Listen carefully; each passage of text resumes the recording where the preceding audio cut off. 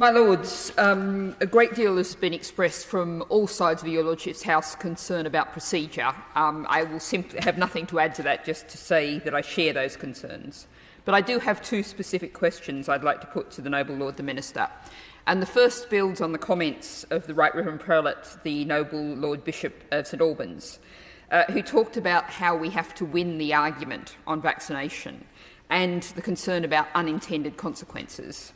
And the discriminatory potential outcomes.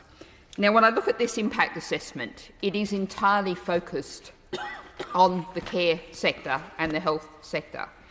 Now, if you look at, for example, paragraph 126 here, within that context, it talks about the possibility of negative behaviour change resulting from the policy.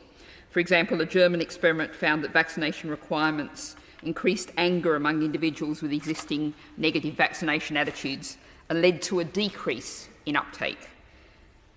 Now, there doesn't appear to be, as far as I can see, in this impact assessment, any consideration of impacts outside the health and care sectors.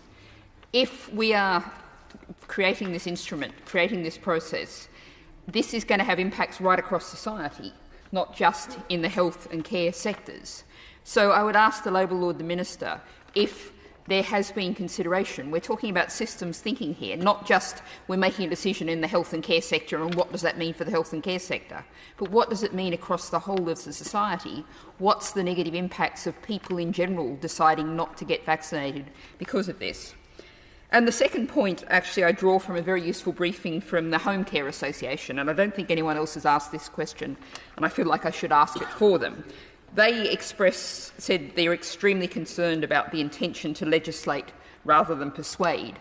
And what they're asking about is a contingency plan if indeed the results are towards the worst end of this impact assessment. What is the government doing to plan for a situation where, when we already have 1.5 million hours of commission care not delivered between August and October because of lack of availability, if this gets much worse, what plans does the government have to fill the gaps?